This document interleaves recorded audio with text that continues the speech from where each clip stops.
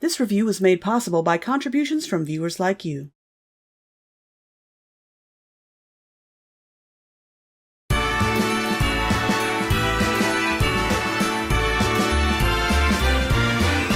It's the most wonderful time of the year, with the studio's cash grabbing and copyright flagging for reasons unclear.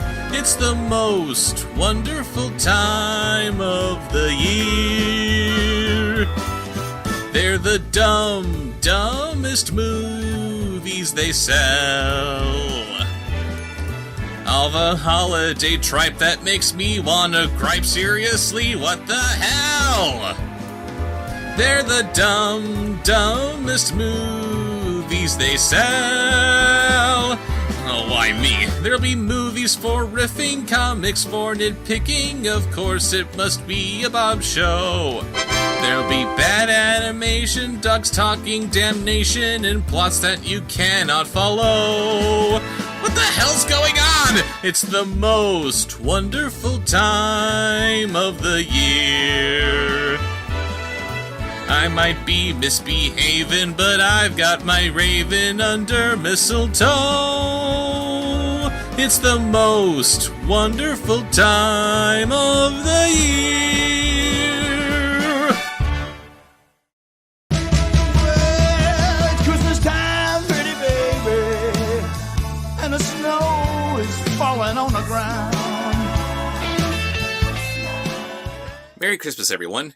It's once again the most wonderful time of the year, and we're going to kick things off by looking at something which hopefully will become an instant holiday classic.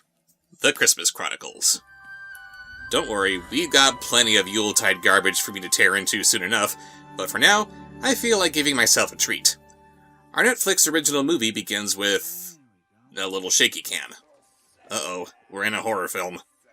Actually, these home movies serve as a little prologue that shows us how important Christmas is to our protagonists, Katie and her older brother, Teddy. Teddy, like your new fire truck? It's just like Daddy's. Guys, Doug! Hey, what are you doing, you guys? Come on. All right, what do we do? We Hug it out. Wow.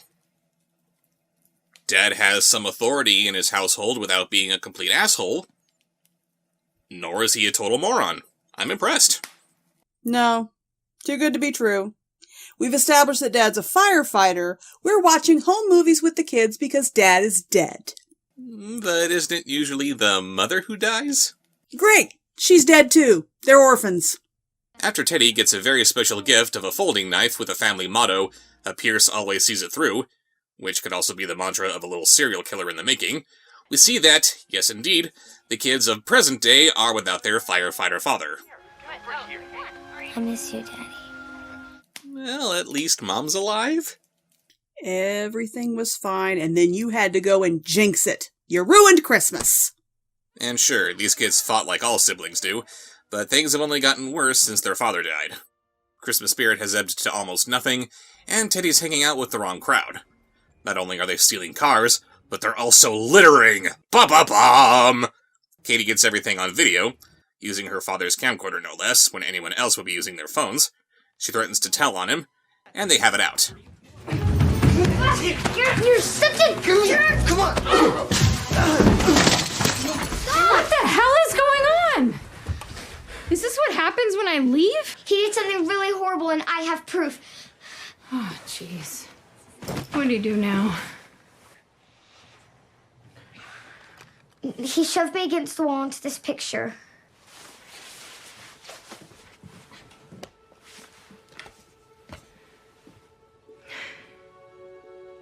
Symbolism! Yeah, they fight, they have their problems, but these kids still have each other's backs. It's sweet. Deceptive, but sweet. Mom tries to salvage this humbug of a Christmas Eve, but she's called away for an emergency shift at the hospital, leaving the kids alone. Want to watch a movie? Mom's gone, so it can be PG-13 or maybe even R. I'm gonna go to my room. But it's Christmas Eve. Aw, poor thing had her heart set on watching Santa's sleigh. She watches some old home movies again, when she spots something she never saw before. Apparently, they caught some rare footage of someone using the disembodied arm of Santa Claus to drop off a single Christmas present. Yeah, this is a little weird. Let's just for a moment ignore how stiff and lifeless this arm is as it drops in and out of frame while awkwardly delivering this present. We're going to see that this movie's Santa Claus does his Christmasing in black leather gloves. Who, or what, did this video capture? She gets the idea to catch Santa in the act this Christmas, and since she offers to destroy her video evidence of Teddy's car theft in exchange for his help, he's on board to give her a hand.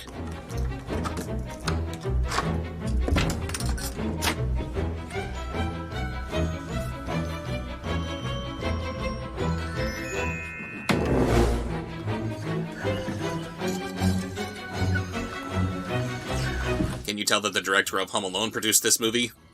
Hours pass before they start capturing some Père activity. They fail to get a good shot of Santa, but when they hear his footsteps up on the rooftop, they run outside to see his sleigh idling in the air.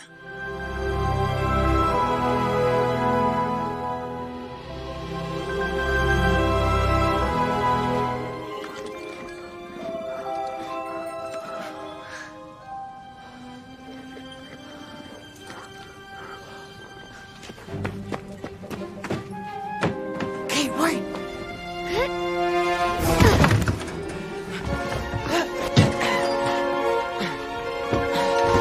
Teddy! Are you crazy?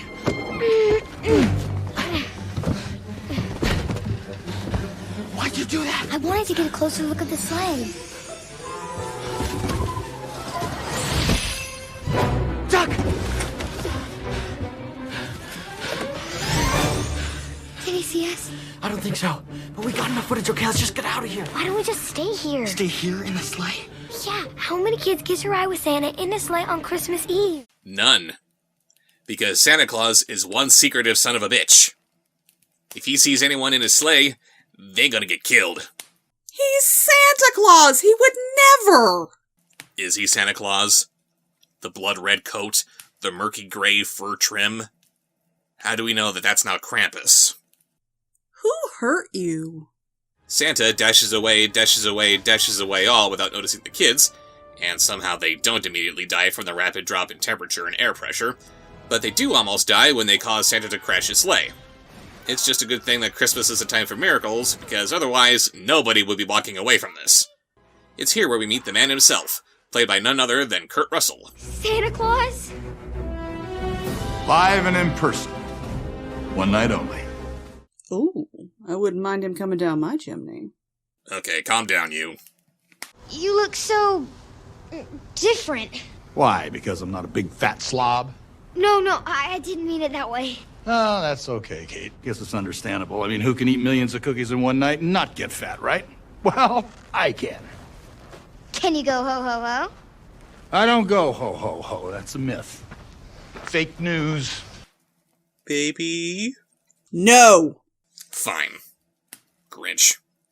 Unfortunately, the reindeer and Santa's sack of toys were lost in the crash. Let's see. They started in Massachusetts, they were going at Santa speed, and they're now in Chicago. I'm gonna say that the toys crashed into an orphanage in London. Dozens killed. According to Santa's calculations, if he doesn't find them within the next few hours, Christmas cheer, and therefore the world, is doomed. So if you brats don't get presents, it's not the end of the world. That's just the kind of lame garbage I'd expect from a lost believer. You listen to me, Teddy Pierce. Tonight, young boys and girls all over the globe are waiting, hoping, expecting Santa Claus to arrive.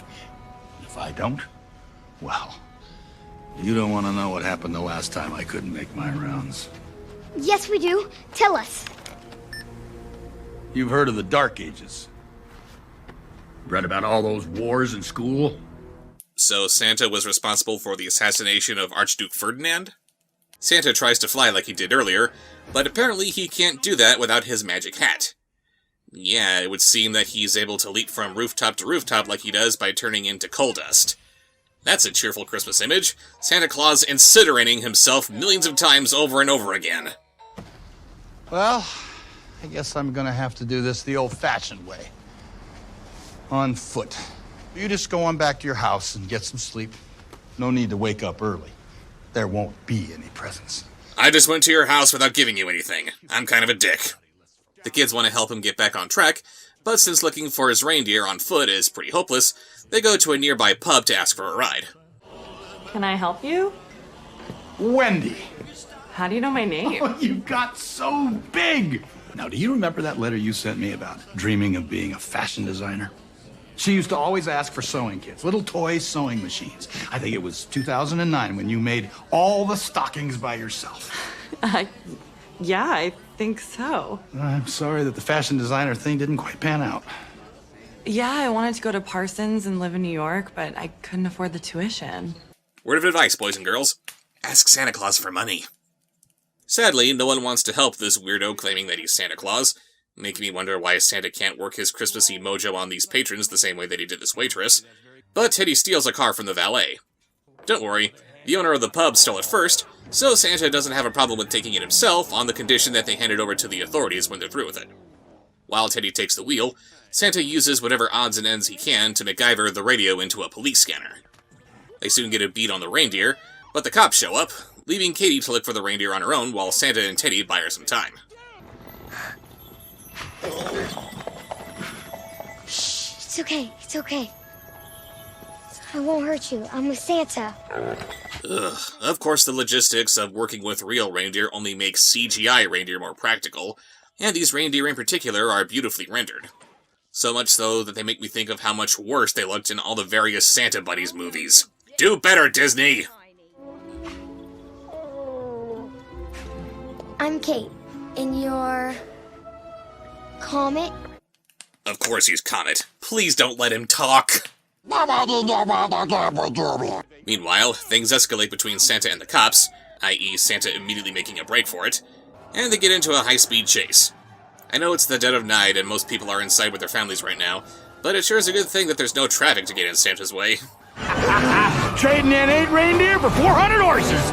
Wait a minute. No way. No way Santa's going anywhere without his sleigh. The chase soon comes to an end after they crash into a snowbank. Get out the car! You heard the man. Get out the car now! Dave? Well, Mikey, look at the two of you all grown up. Now, they were always good kids. Yeah, why didn't you lead with that, big man? You are under arrest for driving a stolen vehicle. Yeah, the car's stolen, but we didn't steal it. We're gonna return the car good as new. Oh yeah? How you plan on doing that? My crew of elves. Elves? Right, they good with bodywork? Oh, they're amazing, actually. They build thousands of cars every year. Oh yeah? They work in Detroit? Psh, no one works in Detroit anymore. Of course, these cops aren't buying it, when Katie shows up with the reindeer. They take Santa down, but the kids make a clean getaway. Fly, fly, fly!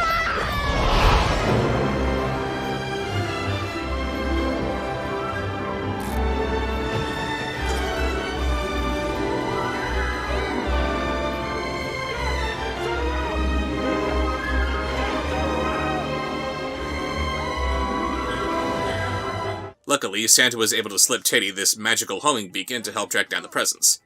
They pass by this church, where Kevin McAllister is no doubt hiding in the nativity scene.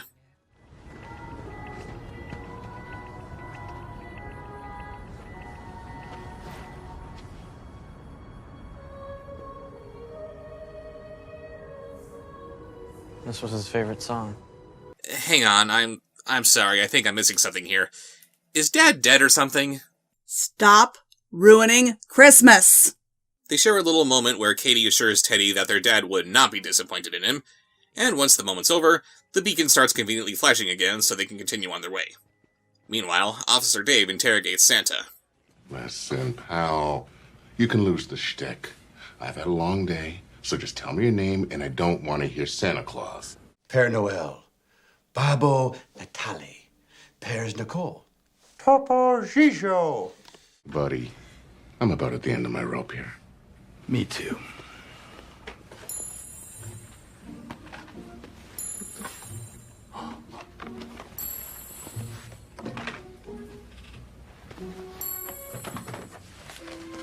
So what, did you rob a toy store too? These are all the things you ever dreamed of when you were a kid. Everything you ever really wanted for Christmas, starting from the age of 6. If Santa is who he says he is, then he should know what Dave wants for Christmas. What do I want? Lisa.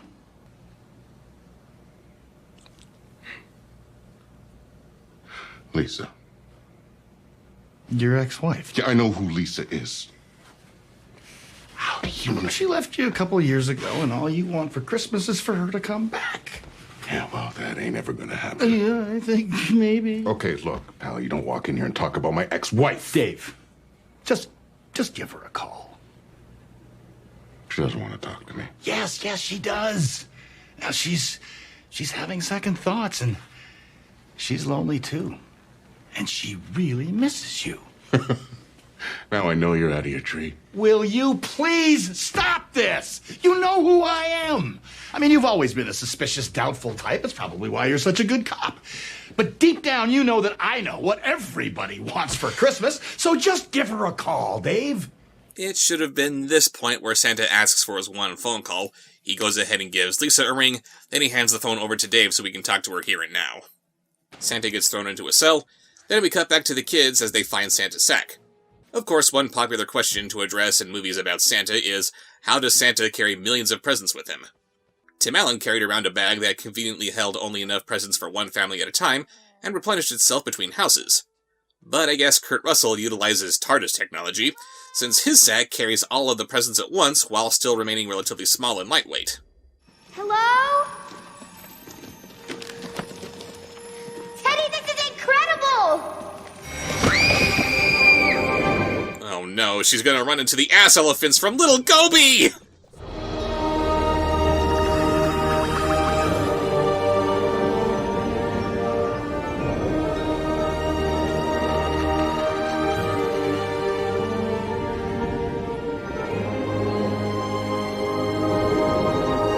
And yes, Kitty, the presents all float!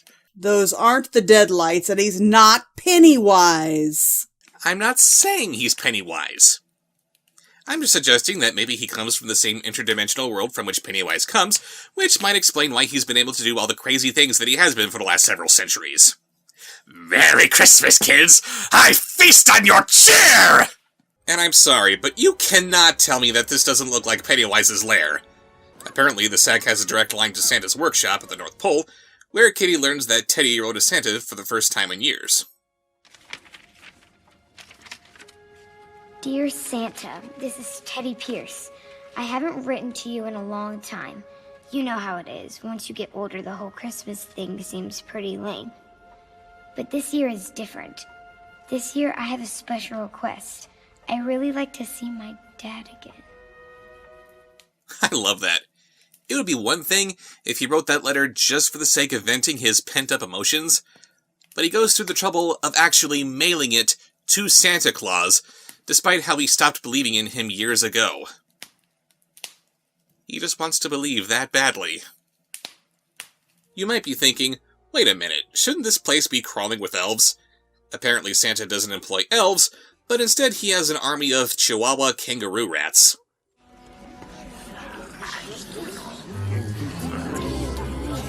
Oh my god, those are the cutest elves ever! Just don't get them wet. Shut up. Sadly, these things aren't used to receiving visitors, and they act accordingly. Daddy, let me go. What are you doing with my camera? Give it back. It's gonna break it. Judy. Let me out. Let me out of here. Let me out of here.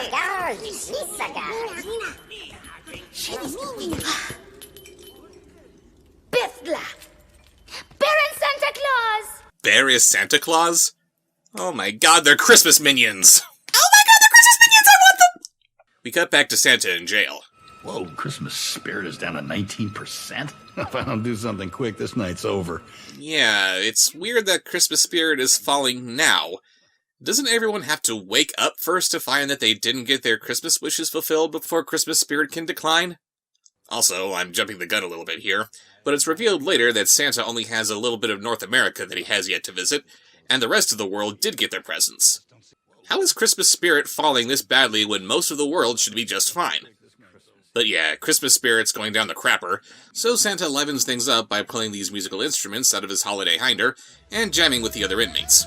So why does he need his sack of presents if he can just do this?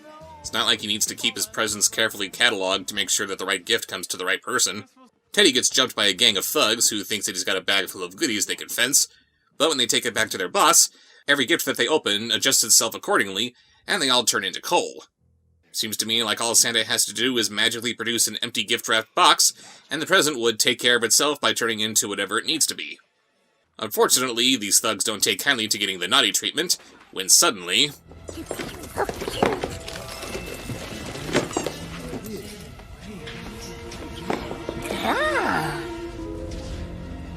Hey, little guy, what's your name?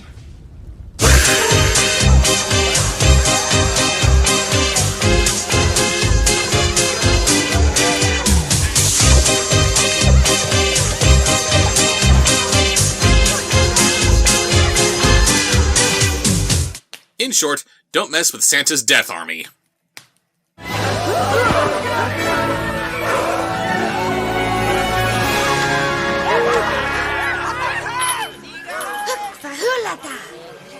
No. To the Dingle Jail with a non-believer!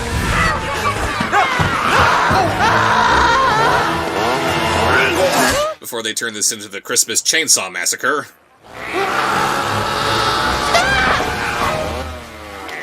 He's with me. Poodoo? They snuck into Star Wars swear. Voodoo! Let's get the reindeer in the sleigh. The sleigh's busted. Right. Can you guys fix it? We were about to fix your brother. We can fix anything. Meanwhile, super skeptic Officer Dave can't come up with a more logical explanation after seeing all of this, and getting a call from his ex-wife like Santa told him he would. So now he's a believer and about to let Santa go when this happens. Oh, that's my little buddy Hug. His little buddy Hup? It's Christmas, Paladin! I guess ultimately Santa didn't need to convince Dave that he is who he says he is, since Hup was just gonna bust him out anyway, but it's good to see that one can never be too skeptical to believe in Christmas magic. Now that Santa has his reindeer and his sack of presents, he can continue delivering Christmas spirit to the little bit of North America that he has left before the sun rises in an hour. Since they're in Chicago, I suppose that means that there's only 1 hour before sunrise in Central Time, which means that it's still another 2 hours before sunrise hits the West Coast. You got this, man! But since the movie insists on telling us that this is a really short amount of time for Santa to get the job done, he has Katie help him with handing out the presents, while Teddy takes the reins. Unfortunately, flying a magical sleigh isn't exactly like hot wiring a car. Ah! Don't be afraid! Don't be afraid! If there's one thing reindeer can smell, it's fear! Shut up! I'm not saying anything.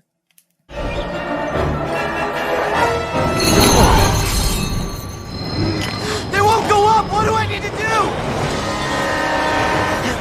You've always just had to do one thing, Teddy. Believe. But I do believe in you! No, I'm not talking about me. You have to believe in yourself. The way your mother believes in you. And your sister. The way your father believed in you. No, of course he believes in himself when it's dramatically convenient for him to, and they're on their way. They finish up with Chicago first, then move on to St. Louis, New Orleans, Denver, St. Paul, wait a minute. Chicago, St. Louis, New Orleans, that makes sense, but then we're just sleeping over the rest of the Midwest to Denver, then back up to St. Paul? The montage continues with the following cities in the following order: Calgary, Anchorage, Honolulu, Vancouver, Boise, Salt Lake City, Phoenix, Los Angeles, and ending with San Francisco. I never thought about how Santa would go about making his rounds, but now that this movie's forcing me to, I imagine something similar to how the monsters from Monsters, Inc. operated.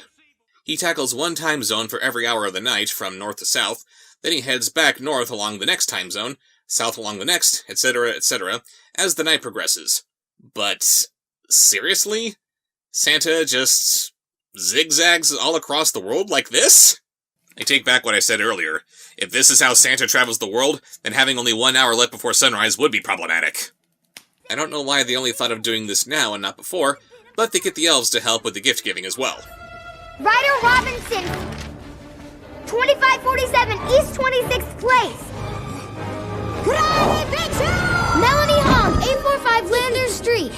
Jill Franco, 2540 East 28th Street. 130 Connor Mortis, Dira Kono Kona, Pacific and Vuma Santander. Hey Santa, I just spoke Elvish! Bullshit! Yeah, no. Only a few minutes in these things' presence is not enough to get you to pick up on their language.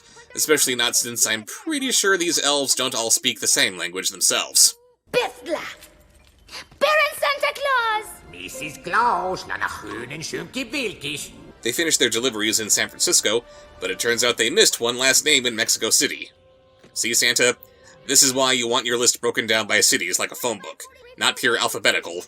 By a freaky coincidence, the last recipient on the list just happens to be Lupita from K. Gordon Murray's Santa Claus. Thank you, Santa Claus. Thank you for a wonderful and Merry Christmas. Now that Christmas spirit is saved, Santa flies the kids back home to Massachusetts, and he gives Teddy his hat as a little parting gift. He's still able to fly, despite not having it, implying that he put everything on hold tonight just so he could help these kids with their own problems. Nice gesture, but when the entire world is at stake, I think these two kids can wait a while. He also decorates their house just by laying a finger aside of his nose, and they have the merriest Christmas ever. Dear Teddy, I got your letter. I'm sorry. I don't really have the power to grant your wish. This was the best I could do.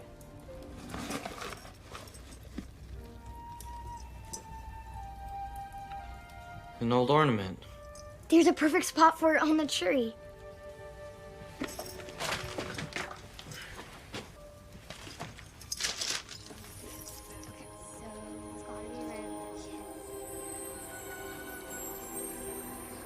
You see,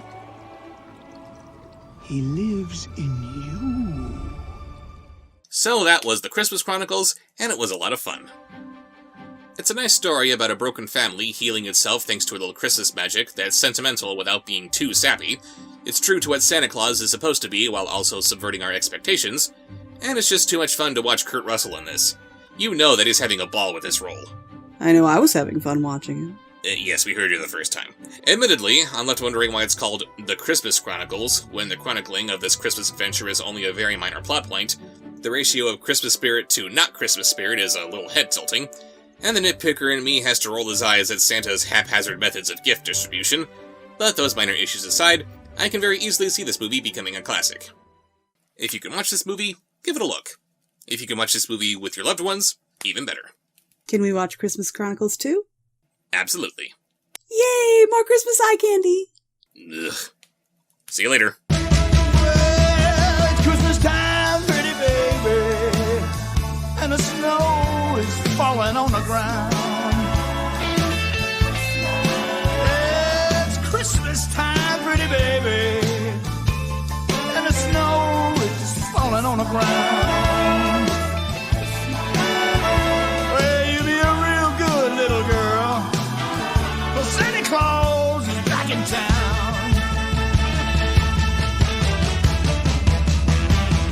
Got no sleigh with reindeer, no sack on my back. You gonna see me coming in a big black Cadillac. Oh, it's Christmas time, pretty baby, and the snow is falling on the ground. Well, you be a real good little baby. Santa Claus is back in town. Talk to me, ladies. Christmas, Christmas,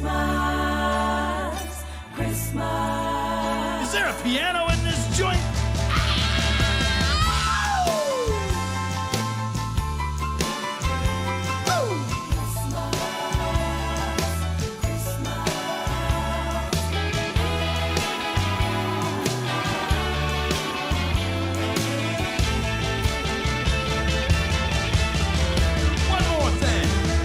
Hang up your pretty stockings. Turn out the lights. Santa Claus is coming down your chimney. Oh, it's Christmas time, pretty baby. Down your chimney is falling on the ground. Oh, you be a real good little baby. Santa Claus is back in town. Listen to me now. Will you be a real good little baby? 'Cause Santa Claus is back in town.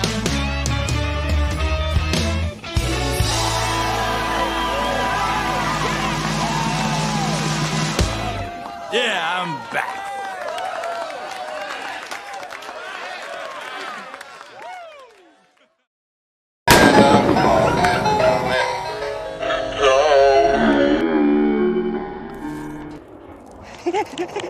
Wasn't that just magnificent?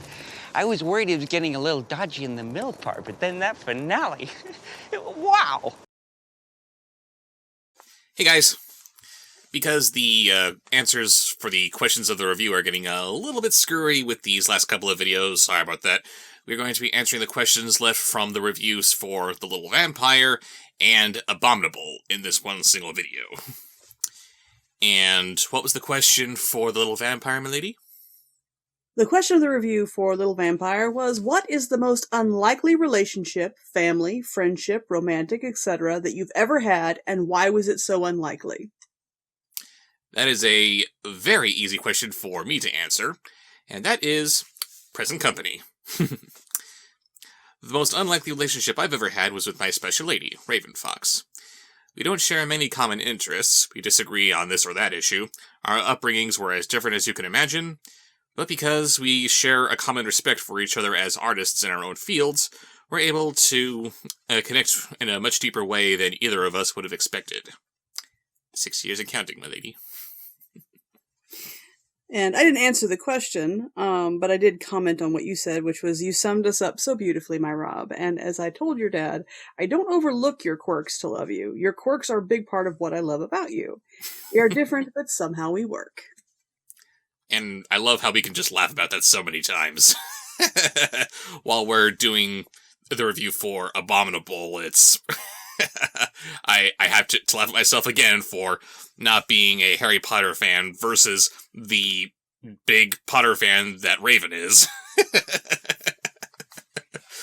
Oh, I totally forgot about Dobby. Didn't register with me at all. There are certain quirks I do have to overlook. Yes, but then I have other quirks that are equally as distracting. You're welcome.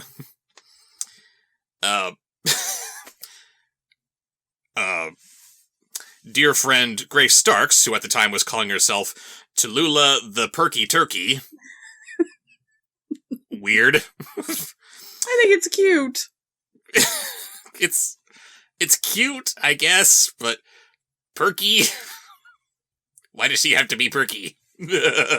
Perky? With a horny unicorn in her subconscious? I don't know.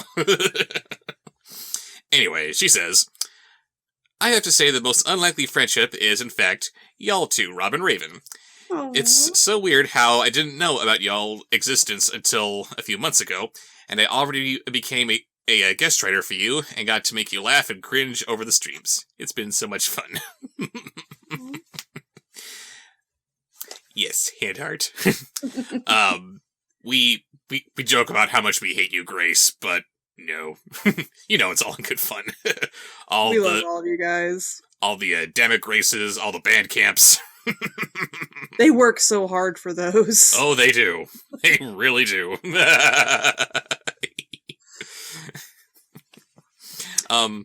And she brings up that she didn't know me until only a few months ago, and she was already wanting to be one of my special guest writers on Patreon.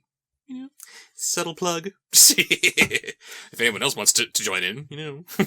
Funny story, the other day I was looking at his Patreon and I noticed that it, you know, on the limited tiers it tells you how many more spots are available. And I don't know if we had fallen on our heads, if we were drunk, I don't know what happened, but we had him set for 20 spots for guest writers. A guest writing session for one review takes hours. It's not just a matter of watching the movie, because you have to pause it, you have to take notes, you have to discuss it. We're talking it out. Sometimes if a joke isn't working, we'll bounce back and forth until we work it out. If there's a question that one of us is asking, we want to make sure that it's a legitimate question. If one of us didn't just forget something in the movie. Wait a minute, why is this character doing this? I don't know, that's a good point. Or, well, you may remember that earlier they did this. Oh yeah, that's a good point. Right, sorry. Alright, moving on. It's a long process.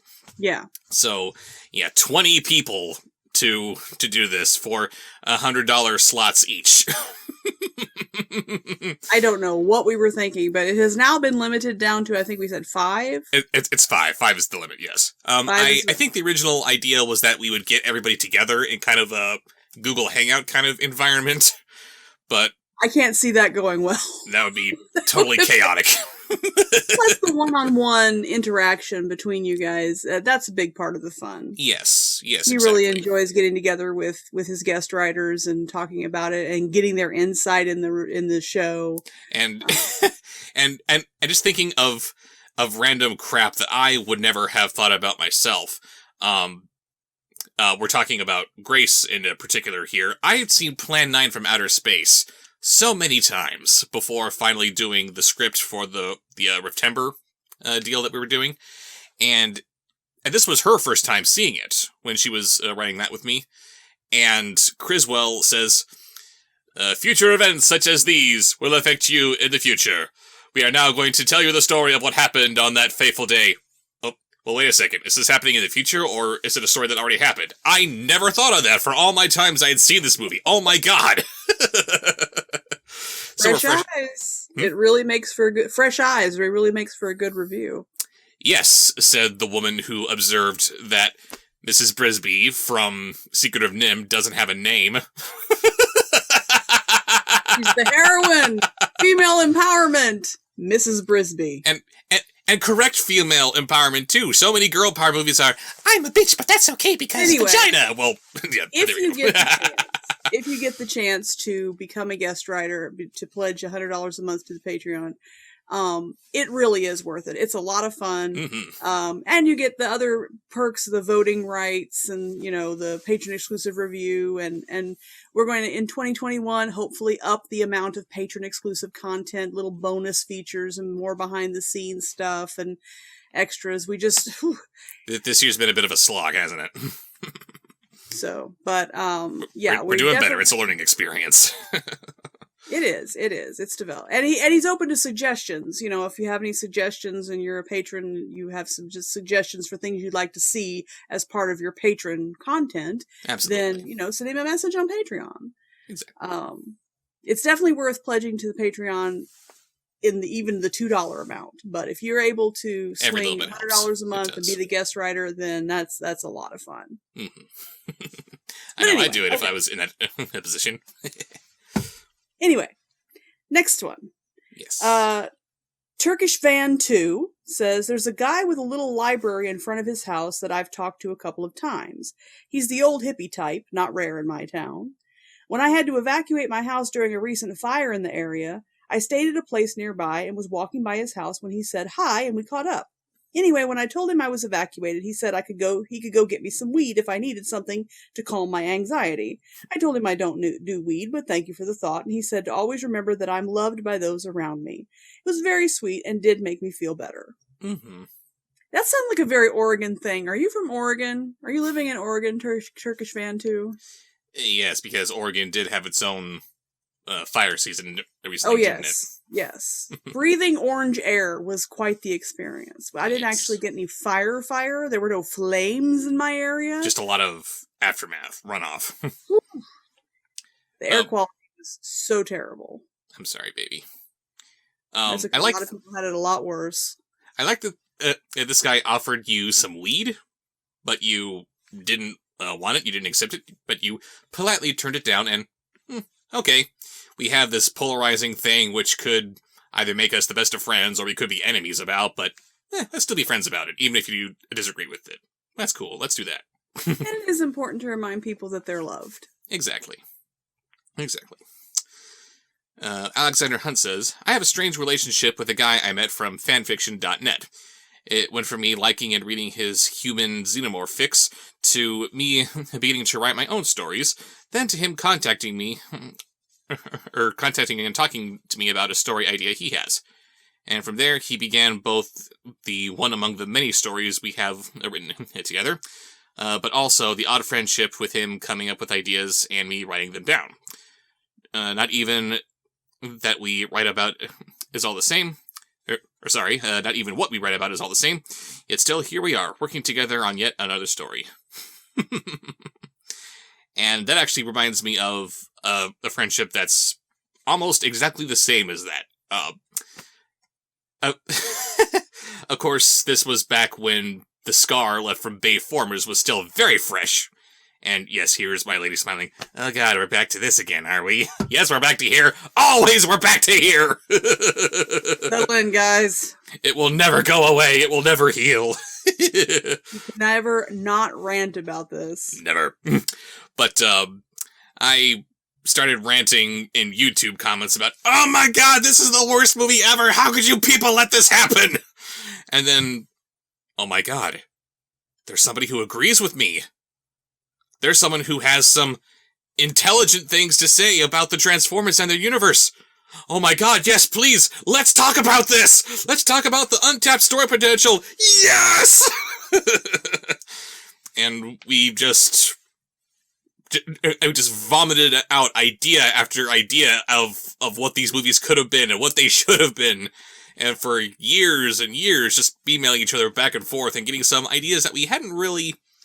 Or I don't know if anyone else has really thought about it, but ideas that haven't really been discussed within the context of a lot of Transformers stories. Like, for example, why are there female robots? I don't know. Very interesting question. Let's talk about that. Let's explore it. As opposed to the movies, which were... which made... they made it a point to exclude RC, the main female Autobot, from the cast of the original movie, because they thought that the issue of sexualized robots would be kind of weird. How do we talk about that in this kind of context? I don't know. And then in the second movie, hey, they're women. They're ladybots out there. Just, here they are. Whatever. Let's not question it. Just, here they are. And their background elements, so thank you for that. So, yes. And it's always fun just seeing him pop up in comments here and there nowadays. Oh, hey, Hankman, how you doing? And what website was this? This was just YouTube. Where we're seeing trailers and movie clips of Transformers just rolling around like, oh, this should not have happened! And then, oh always my god. Nice to find common ground. A kindred spirit! I'm not alone! Anyway. Moving on. Jaeger says, I'm a Christian and was friends with a neo-pagan. We played in the same D&D group together. To make things funnier, his girlfriend was religious too, and the two of us almost exclusively played wizards and necromancers while he played paladins. What's a paladin? Now we know who a paladin is.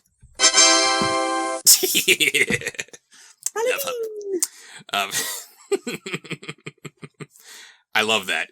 You have a Christian and a neo-pagan, and the one common ground is the most satanic game of all time, Dungeons and Dragons!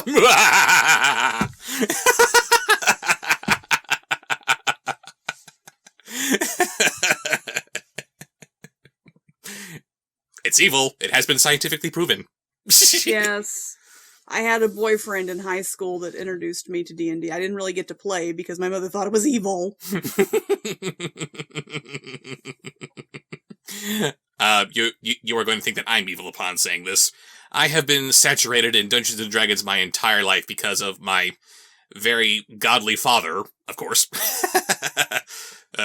Really heavy in his Christian upbringing, but still D&D because it's not a satanic game. I'm, of course, joking here. He would play all the time with his high school students, but again, here comes the part where you hate me. Maybe because I was just exposed to it my entire life, I'm just finding it boring. That is one of the banes of my existence, the fact that he does not understand role-playing games. Oh no, I understand it. I'm just not having fun with it. You understand it, but you don't find it. How? I don't you should be an avid role player. Oh, I'm an avid role player, all right.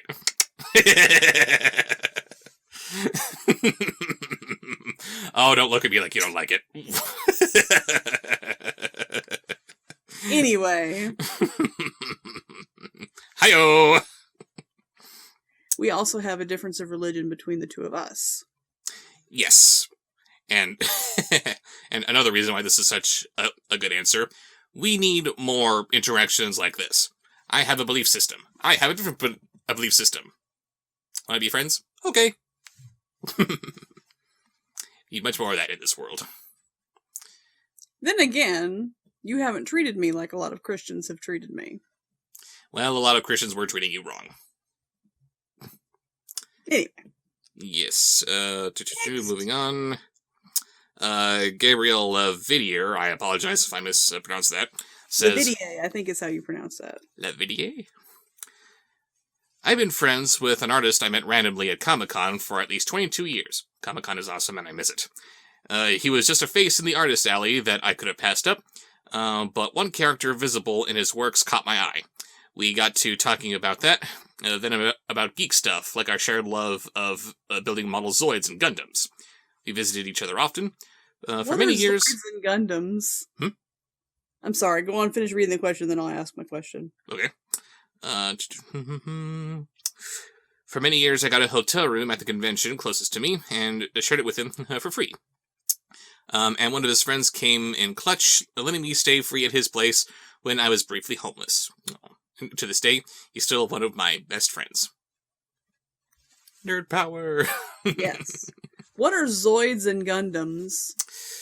Gundams are very large robot suits, similar to the Zords from Power Rangers. If that means anything to you, I don't know. Not a thing. Transformers that you ride around in their heads. Zoids? Don't know. I think that's the same thing under some different property that I'm not familiar with, but yeah. See, there you go. I'm not a D&D guy, I'm not a Potter fan, but my lady doesn't know what Gundams are, while I only kind of have a working knowledge of what they are. That's not a very good example. No, but it does show... at least I can talk about it kind of cohesively. I'm aware of it enough so you can ask and I can kind of sort of answer. This shouldn't work. But it does somehow. I don't know. Somehow we have this great chemistry aside from the fact that we're very, very different people. It's somehow working. Nerd culture, I mean, you can find some of the best people in nerddom. Mm-hmm. So I think that's a really good story. For 22 years and he's still one of your best friends. That's awesome. Some random artist alley guy. Hit them up. They do good work. Yeah. Raven McBand Monkey Mouse. Raven number 2. Says, my first girlfriend was this logical, straight-laced scientist type, and no one could understand how she stayed with my flighty, imaginative, creative, artistic writer-actor rear, but we completed each other. That is so sweet. Da-da-da-da-da. They're the original odd couple. There you go. And boy is Raven odd. No, I'm just kidding. Not really, though. She really is. But we love her. Yeah, she's one of my fans. Of course she's odd. She really does do a lot for the live streams. She makes them a lot of fun. Again, probably mispronouncing this. Sorry about that. Lee Hino says... Leo. Leo Hino. Leo Hino. I said Lee, didn't I? Sorry about that. the one word in that name I could read, and I still botched that too. Leo Hino says, the most unlikely friendship has to be with my high school best friend. When we first got to know each other, he liked My Little Pony at the time, and I thought it was lame. But later, when I saw the first Equestria Girls movie, I have to cringe at myself. He abbreviated it. Yes, all he has here is EQG, but I somehow read that as Equestrian Girls. Somehow. Somehow you read it. Somehow I read it. Somehow, just like somehow you know all their names, and somehow you know the theme song. Cultural saturation's a thing! Sure, honey. It's true. Later on, when I first saw the first EQG movie, he and I grew closer as friends, and we've been friends since 2013. You can't pretend not to know what it means now. Too late. I didn't say that I don't know what it means. I was just reading as it was. Similarly, Grace Kim says, my cat Patch and the neighbor's cat, they're rivals and love to eat each other's food. Gosh, I'm unsure as to how many answers I can give, but I guess another would be myself and someone I met the first one was nothing like, but the second one is why we chose Grace Kim. Yes, there's some line of logic here. Just bear with us here. Right. I guess another would be myself and someone I met on fanfiction.net, who brings people together, who introduced me to the Teenage Mutant Ninja Turtles and My Little Pony: Friendship is Magic. See, told you. It's because of them I gave it a try, and we became collab writers together. Artistic collaborations are often great friendships. As are the writers of slash fiction. Moving on. Oh, you know that's happening somewhere. Speaking of cats, Mac Pine says, definitely my cat. He's always been there for me when I get lonely. He just has this instinct for when the time comes that I need him the most. This year has been horrible, so, oh boy, has it. Needless to say, my cat has been by my side, telling me to hang in there, and we will get through this together. And that's very special, because it's so easy for cats to be little selfish assholes.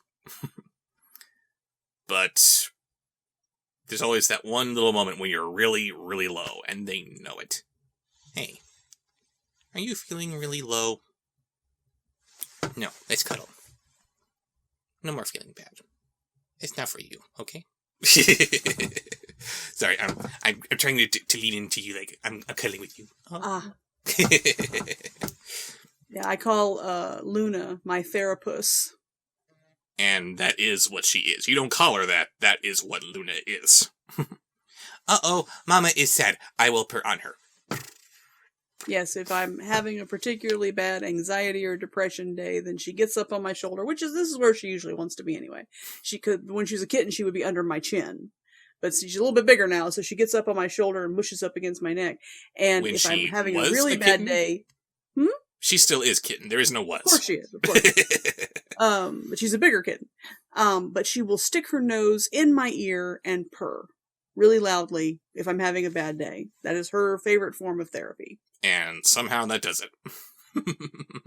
It works. Final answer for the little vampire question comes from President-elect Nathan the Weasel. I had a years-running crush on an aspiring artist. I had her collaborate with me on a game I was making, providing a little bit of artwork for the game. I decided to bite the bullet after 5 years and just ask her out for one final yes or no. Wow. She said no, but we remained amicable. Okay, at least there's that. Now, the really unusual thing is that someone else... there, it's better. Yes. There's a happy ending here. The really unusual thing is that someone else played the game and loved it. They approached me for friendship, we found a strange kinship in spite of disagreeing on a lot of subjects, and after a few months of growing passion, decided to try being a romantic couple. We've now been together for roughly a year now. Yay! Congratulations, President-elect Nathan the Weasel. Moving on to the question that was posed at the end of during the Abominable review, which was a great movie. I love that movie so much. That fluffy baby's so cute.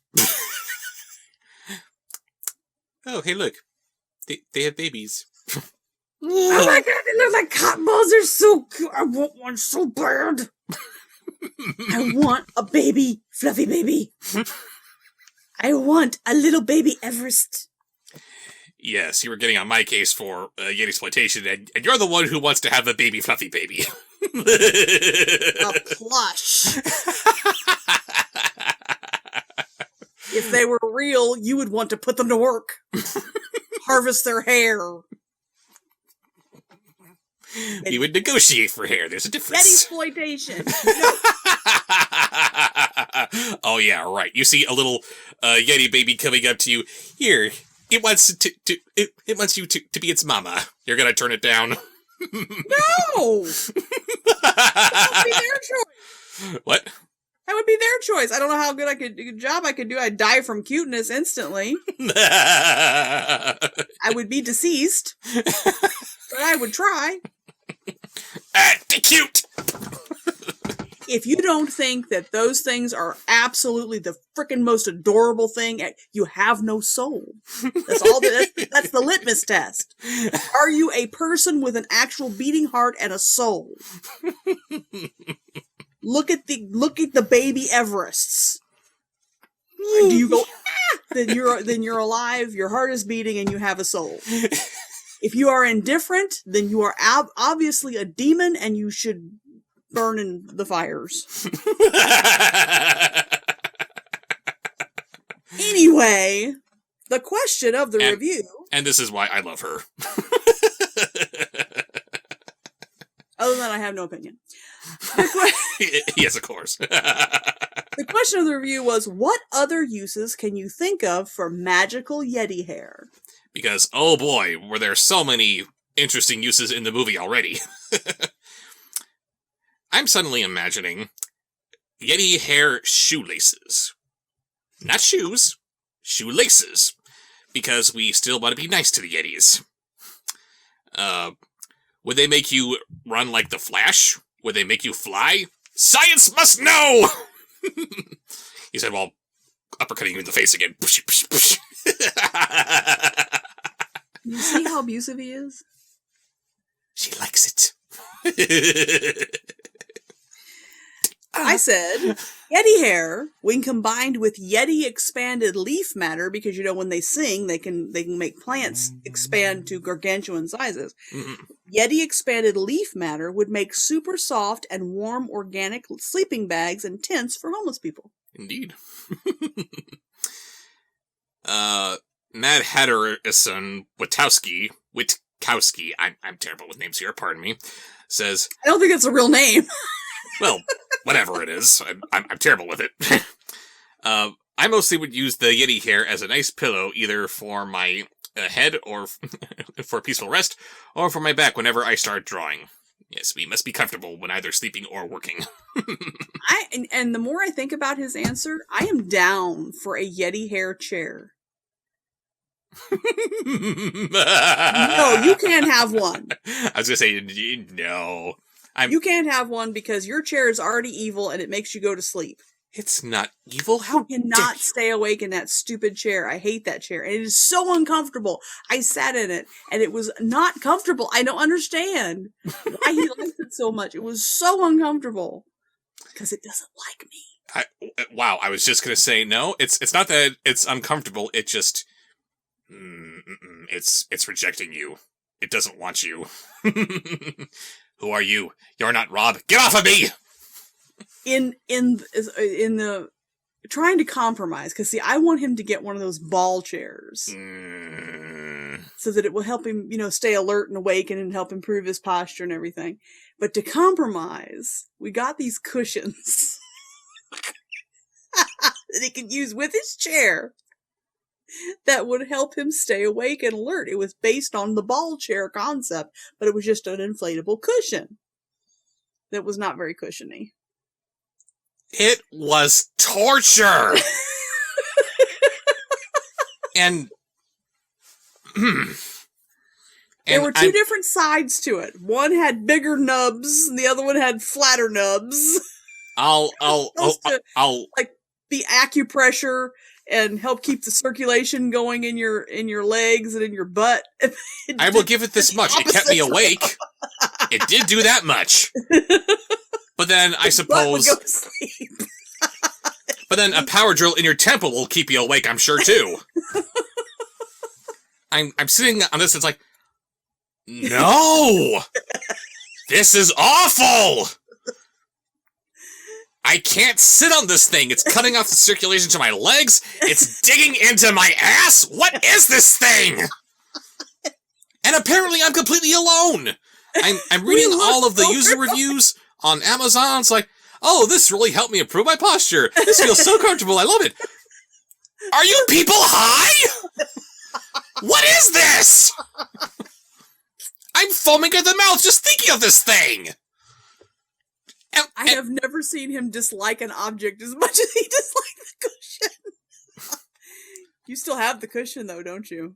I've got it somewhere, I'm sure. It's just waiting for its chance. No, you're safely locked away wherever you are forever. Hmm? It's just waiting for its chance to fight the chair! We won't let that happen, will we? It's just you and me, chair. Us against the world. It sure would be a shame if something happened to it during the move to Oregon.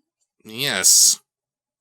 It would be a shame, wouldn't Fell off it? the truck.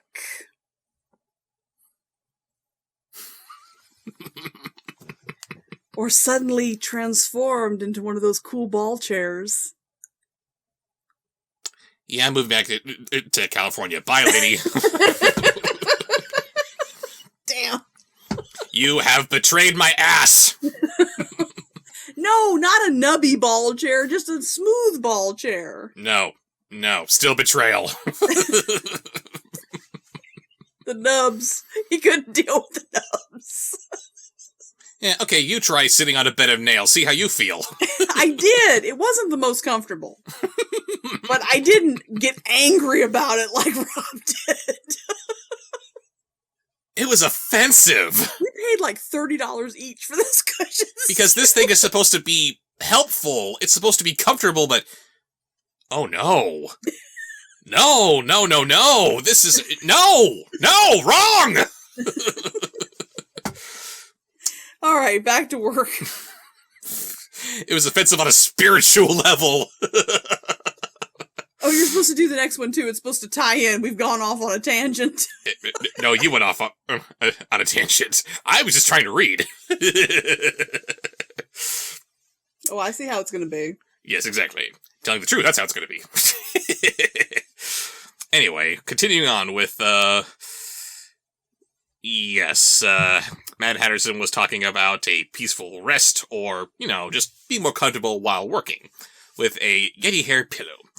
A melon named Kate, hello, Kate Melon, says, I really want a blanket made out of Yeti hair. Helps you sleep and can help with anxiety like a weighted blanket would. You or an ill loved one could snuggle up in it, and it could cure you of your sickness. Yeah, see, told you there was some kind of tie-in there. I suppose that a Yeti hair blanket would be better with the whole decreasing anxiety thing.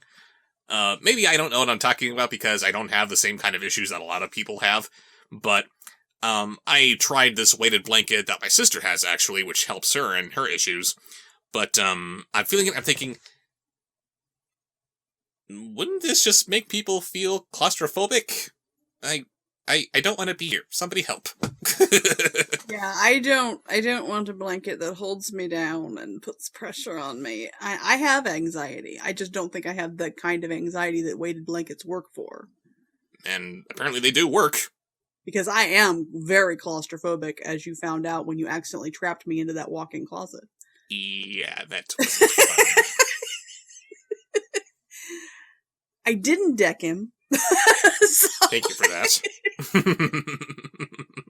Learning something new every day.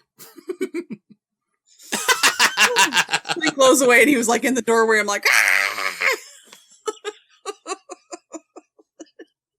Again, going to the whole incompatibility thing. Someone has an issue with small spaces. I revel in that kind of stuff. Ooh, yes, Poe. Feed me your horror stories of being trapped in confined spaces. No, thank you. No. Home Cruise says, I would use Yeti hair to make a cure for all known diseases.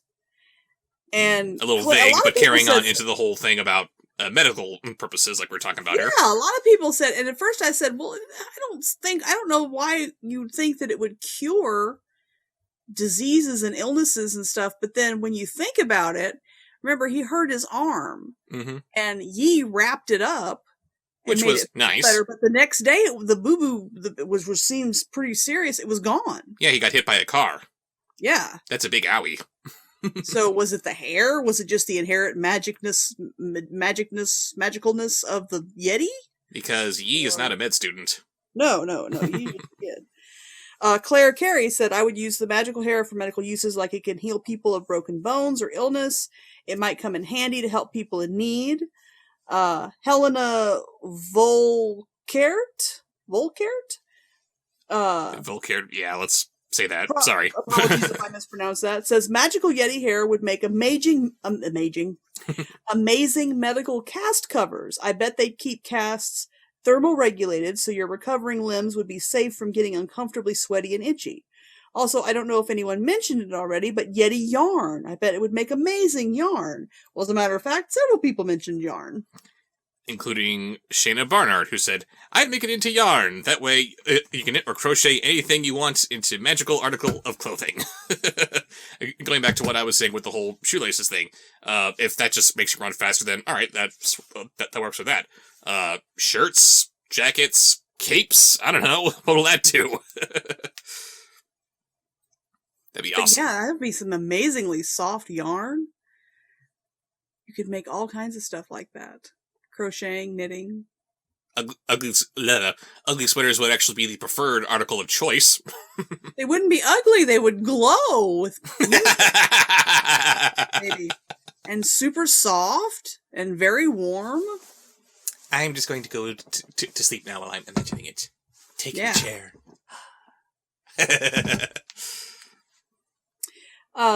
Bobby Dig says Yeti dental floss for that super fresh feeling. Ding. Okay. Yes, you think that minty floss is good? Imagine what Yeti hair will do. Aside from digging stuff out of your teeth, would it actually help with whitening? Could it cure gum disease? I don't know! We must explore this! Yeti floss. Yeah, you and your Yeti exploitation. Hey, these are questions that need to be answered. Shut up. We were talking about Yeti yarn being used for articles of clothing. Sir Derpymeister says, Yeti winter wear.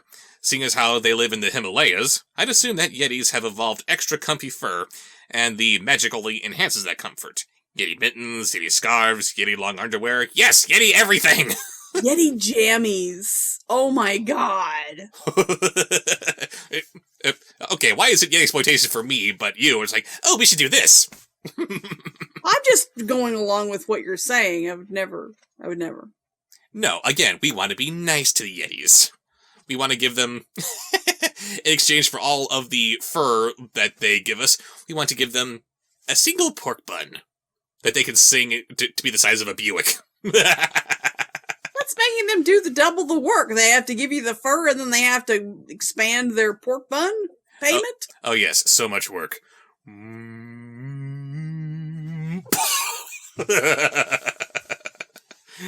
That's awesome.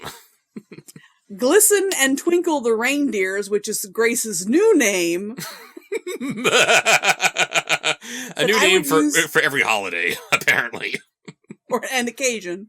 Yes. I would use Yeti hair to make a cat bed for my two kitties, Bagheera and JJ. They like to sleep on anything that's soft, so that with Yeti fur, they'll fall dead asleep on it. And Moonbeam's son also said pet beds. So that would be really, really soft. Yeah. Cats would definitely love that. Dogs too, I imagine. Oh, yes. Dogs. Dogs need their own little special beds too, but cats in particular, because as we all know, cats have a really hard time falling asleep. Oh, totally. They're liquid. They conform to whatever container they choose to be in. If I fits, I sits.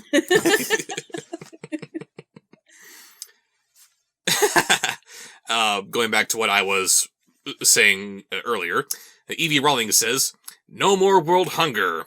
That little thing just made a beautiful sea of culinary potential." And it's very, very true.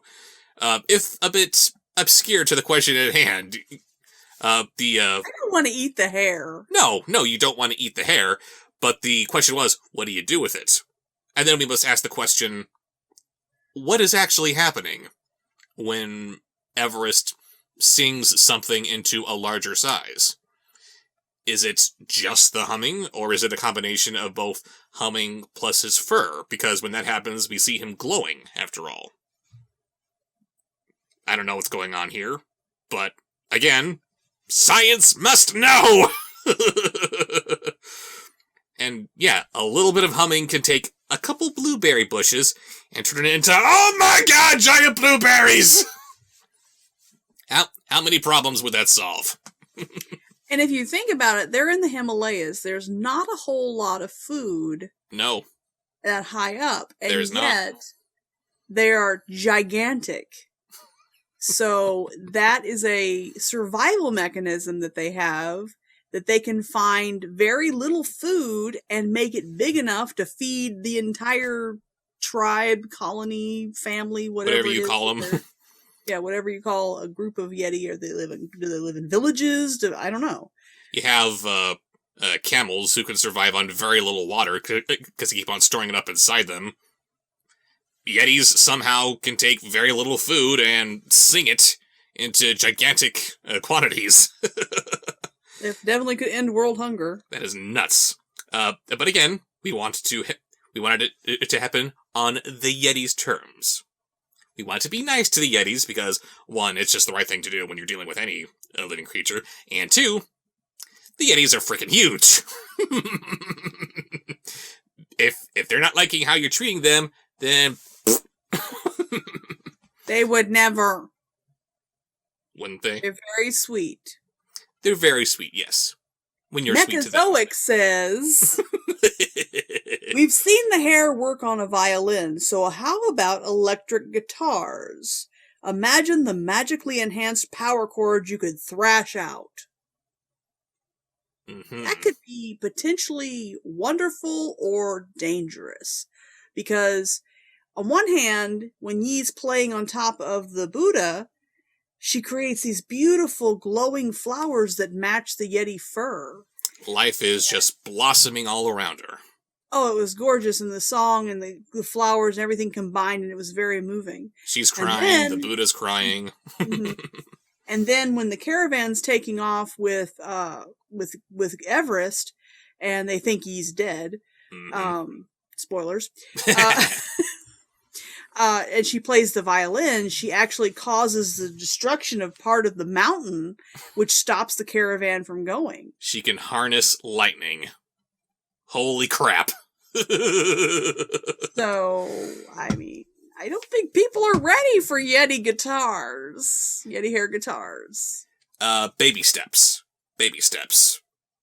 I'm an optimist. I have to believe that we are destined to be able to embrace any kind of technology, says the guy who's talking to his long-distance girlfriend over basically a crystal ball.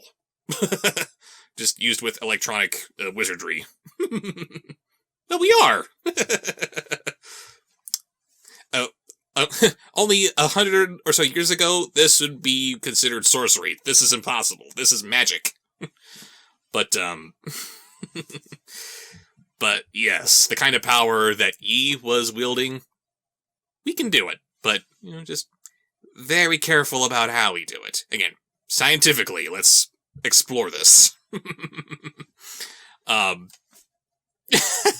And we were talking earlier about these being used for electric guitars. Yeah. Ironically, we have death metal bands who are using these guitars and are creating far more life than their death music would imply. Like I said, that could be just allow this, and we're reforesting deforested forests. Yeah, maybe so. What if that worked? Because we've seen what happens with this kind of singing when Everest sings. We've seen this kind of music when Yi plays on her violin. What does other kind of music do? What does other singing do? What does poetry do? Does poetry do anything? Can you talk to the fur? I don't know. A Yeti hair paintbrush. What would that Yeti hair do? paintbrush? What do you mean? Art. Would that do something? If they painted with Yeti hair, would it come to life? Would it become real? Ooh. It's fun to think about. We must know the answers! Moving on to the... Again, total extrapolation here. Sean Bateman says, Yeti hair should be made into hair for Barbies. And at surface level, I'm thinking... no. Really? That doesn't seem like a very good use for Barbies. They seem to have all the hair that they could need through artificial means. Barbie. But then it suddenly dawned on me, wait a minute. Do you know who could use some hair? Who would benefit from Yeti hair? Cancer patients. And other people who've lost their hair due to medical conditions. And other people who find themselves hairless. Yes. Maybe they could be implants. Maybe it could be just wigs. I don't know. But again, going into what we were talking about with music versus talking versus whatever, could these people with artificial Yeti hair sing it into different hairstyles? Different lengths, different colors, I don't know. That would be amazing. Because I'm imagining this very stylish person who suddenly finds themselves with no hair. Well, crap, what am I supposed to do with this? You could buy a variety of wigs, sure. Or you just invest in a little bit of Yeti hair. Can you work with that? I don't know. Let's find out. That'd be amazing. Lucas J. Lehman says, as an ingredient for a Harry Potter type magic wand.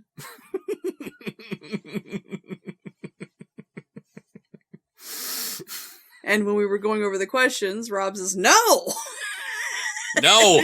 Harry Potter's got enough magic. They're fine. But if you think about it, different wands have different cores that react to the different people because the wand chooses the wizard. Which I did not know. That's what the explanation Of course for you that didn't, was. because you don't know Harry Potter and I don't know why I need you. Oh, I know why. No. Yeah. Behave. But the core, I mean, it's unicorn hair and phoenix feather. I don't even know all the different cores, and they mean different things, I'm pretty sure, and I don't remember what they mean. I would imagine so. Otherwise, what's the point? And it's based on the type of wood that is used to make the wand, and the not simplicity, the bendability of the wood. Whether it's rigid or bendy, very swishy, that kind of thing. I don't know. There's a word for it. The consistency? No. Supplicant? I don't know. I don't know the word. There's a word for it. We don't know the word, but there is a very obvious difference between balsa wood and pine. Right. So, that's also and pairs not a with fan, but it totally makes sense that yes, you would have all these different elements conspiring into the formation of a single wand for very different purposes. That makes sense to me. The length of the wand makes a difference. I suppose it might, yes. Right, so you would have to. Yeti hair, as magical as it is, would be highly sought after as a wand core. And it would I just, for some reason, I'm instantly thinking a lot of Hufflepuffs would be drawn to the Yeti hair cores. Because, they make food, and it's soft and comfy. And... As sweet-natured as the Yetis kind of naturally are, I have to assume that Yeti hair would go into safety wands.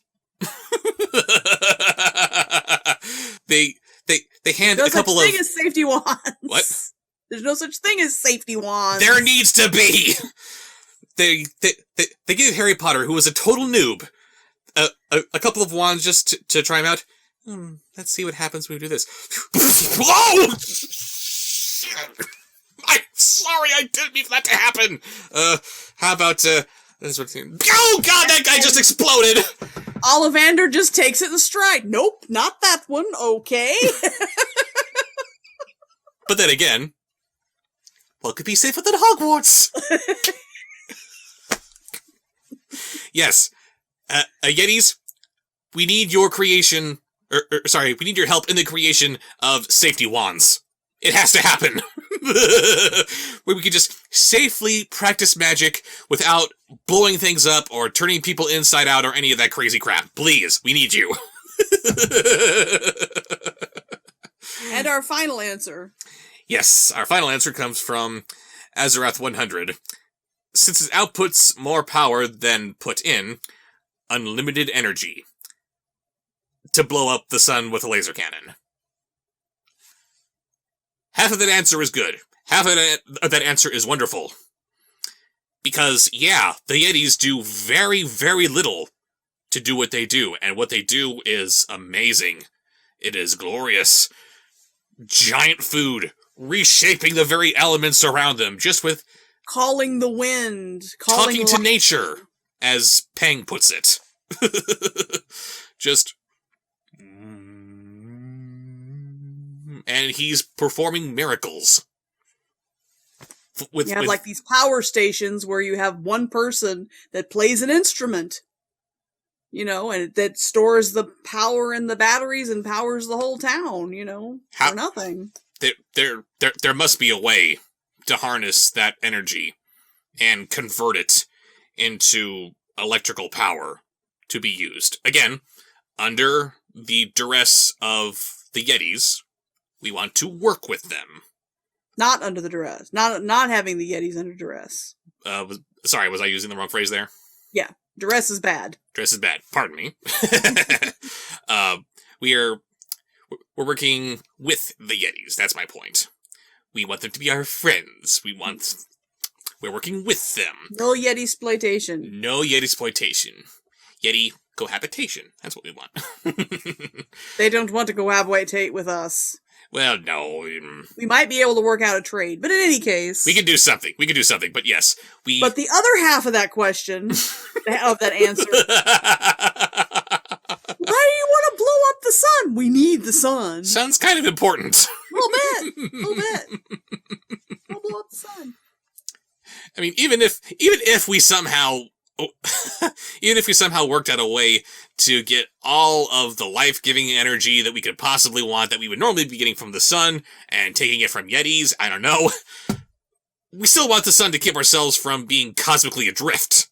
You know, the whole gravity well thing that the sun provides, that's still kind of important too. But, you know, let's not blow up the sun, okay?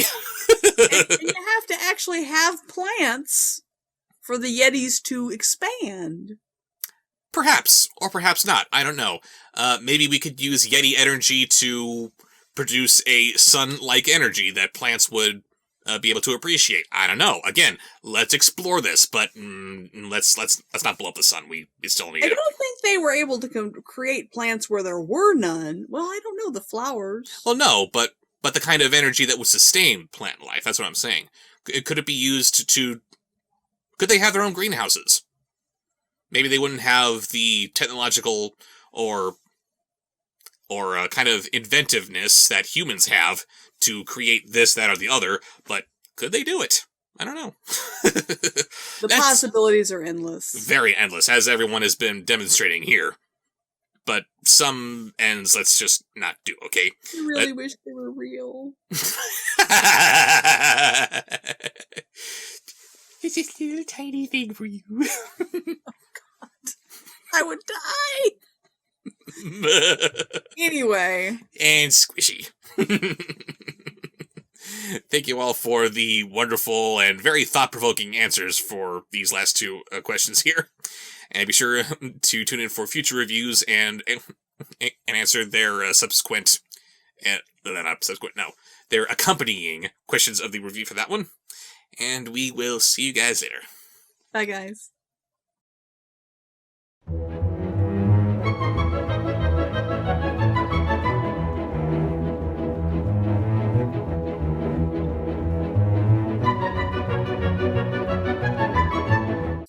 Hey guys, got another letter here from Nasser from Sunrise, Florida. Let's see what he has to say here. I say you need a better letter opener before you cut something important. Yes, if I had something that looked like a cool dagger, that'd be awesome. You need the Bob Show letter opener. Yes, I do. Oop. He sent me $1. Thank you. Dear Bob Show, I just wanted to stop by.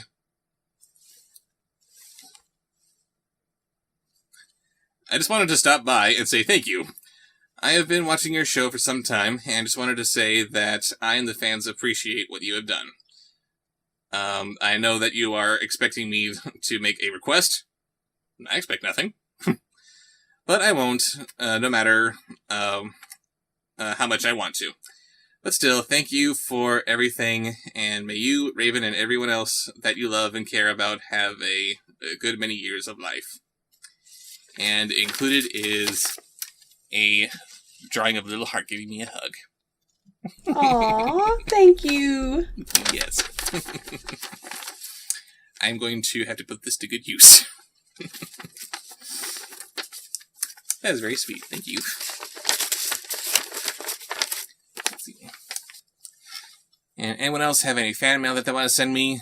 Movies, art, comics, whatever. Go ahead and send it to the P.O. Box in the corner there. And I'll see you later.